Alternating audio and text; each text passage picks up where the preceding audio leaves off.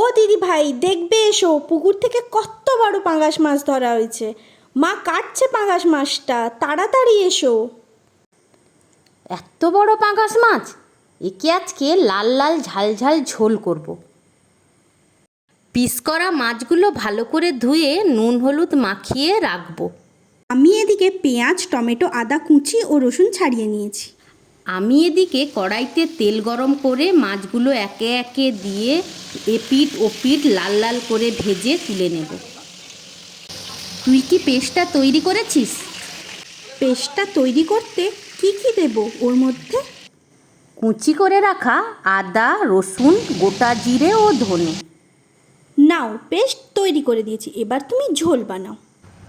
ওই তেলে চিনি দেব রঙের জন্য।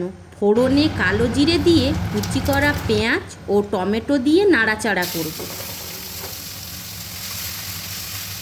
পেঁয়াজ নরম হয়ে এলে তৈরি করে রাখা পেস্ট দিয়ে ভালো করে কষিয়ে হলুদ, লঙ্কা গুঁড়ো ও অল্প মশলা ধোয়া জল দিয়ে কষাতে থাকবো যতক্ষণ না মশলা থেকে তেল ছাড়ছে।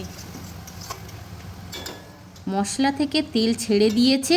এবার পরিমাণ মতন জল ও স্বাদ মতন লবণ দিয়ে তাড়াতাড়ি যাতে ফুট আসে কিছুক্ষণ ঢাকা দিয়ে অপেক্ষা করব।